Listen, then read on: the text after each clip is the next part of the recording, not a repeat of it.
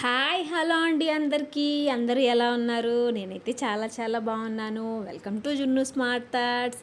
ఈరోజు నేను మార్నింగ్ బ్రేక్ఫాస్ట్కి వేడిగా మినపగారెలు చేశాను అనమాట. చాలా ఈజీగా తక్కువ ఇంగ్రీడియంట్స్ తోటి చేశాను. అందరికీ తెలిసిందే, కానీ నా స్టైల్లో నేను చేశాను. ఎలా చేశానో ఒకసారి చూపిస్తాను చూడండి. దీనికోసం నేను ఎప్పుడు పొట్టున్న మినపప్పుని తీసుకుంటాను, అప్పుడే టేస్ట్గా ఉంటాయి అన్నమాట. చూసారు కదా, ఈ విధంగా పొట్టు అనేది మొత్తం కడగాల్సిన అవసరం లేదు. కొంచెం పొట్టు ఉంటేనే టేస్ట్గా ఉంటాయి అన్నమాట. గుళ్ళు కంటే పొట్టే బాగుంటుంది ఫ్రెండ్స్. నేనైతే అవే తీసుకుంటాను. దీన్ని వాటర్ లేకుండా మిక్సీ జార్లో మిక్సీ పట్టుకొని కొంచెం గట్టిగా పట్టుకోవాలన్నమాట. గారెల కన్సిస్టెన్సీ తెలుసు కదా, అలా వచ్చేటట్టు పట్టుకోండి అంతే. తర్వాత దీంట్లో నేను సన్నగా తరిగి పెట్టుకున్న కొత్తిమీర యాడ్ చేస్తున్నాను.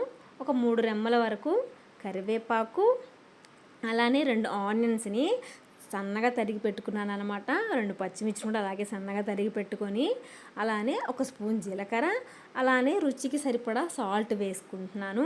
ఇవన్నీ బాగా కలిపేసుకొని ఒక 10 మినిట్స్ పక్కన పెట్టుకోవాలి. పక్కన పెట్టుకుంటేనే చాలా సాఫ్ట్గా వస్తాయి. అప్పటికప్పుడు వేస్తే గట్టిగా వస్తాయి అన్నమాట.